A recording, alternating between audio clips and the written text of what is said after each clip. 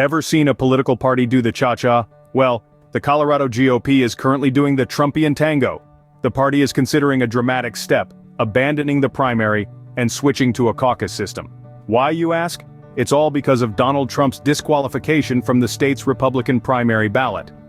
The party's chairman, Dave Williams, isn't mincing words. He's criticized the Colorado Supreme Court's decision and expressed his frustration in no uncertain terms.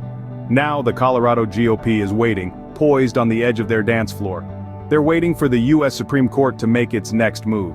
So the dance continues as the Colorado GOP waits for a decision from the U.S. Supreme Court. Will they cha-cha their way out of the primary, or will they moonwalk back into the ballot box? Only time will tell. From the dance floor to the poker table, let's talk about the Trump card that seems to shuffle the deck every time it's played.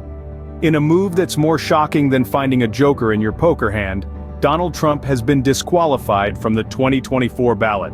This decision, made by the Colorado Supreme Court, is a result of his role in the January 6th Capitol riot.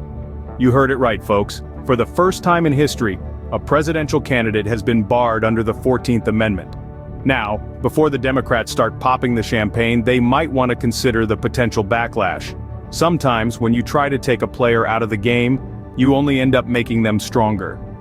Legal experts are predicting that the conservative-majority U.S. Supreme Court will likely overturn the decision. If that happens, it could give Trump's campaign a significant boost.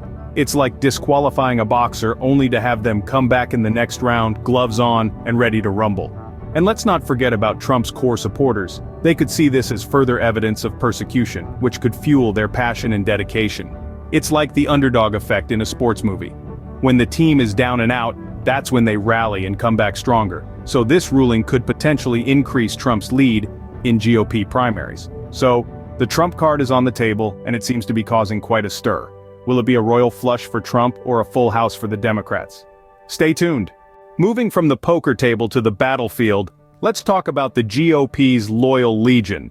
It's no secret that Republicans are rallying around Donald Trump as he faces challenges to his potential 2024 presidential run.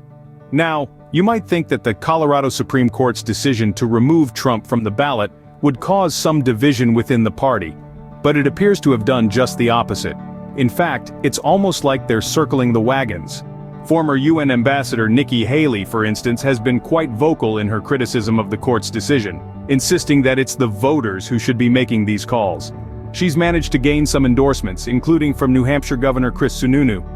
However, despite these nods of approval, she still finds herself trailing Trump in the polls. But it's not just Haley who's standing with Trump.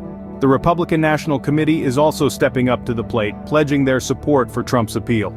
It's a clear show of solidarity that sends a message to anyone who might dare to challenge Trump's eligibility. And let's not forget about the over 60% of Republicans who, according to polls, would still support Trump as the party's nominee, even if he were convicted of a federal crime. That's a level of unwavering loyalty that's hard to ignore.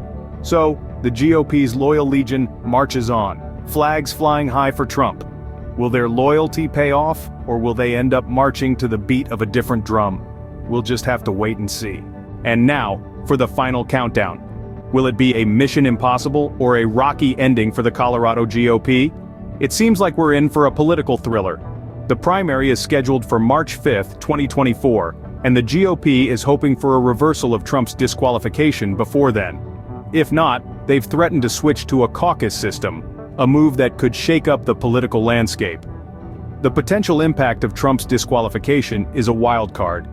It could rally his base, giving him an even stronger lead in the GOP primaries. Or it could lead to division within the party, with some members rallying behind other potential candidates. There's excitement and uncertainty in the air, as the GOP, Trump, and the voters are all left in limbo. But let's not forget the potential surprise contenders waiting in the wings. It's a political free-for-all, and who knows who might seize the moment. As the final bell tolls, we wait with bated breath to see who will be the last man standing. Will it be Trump, the GOP, or a surprise contender? Only the ballot box can tell.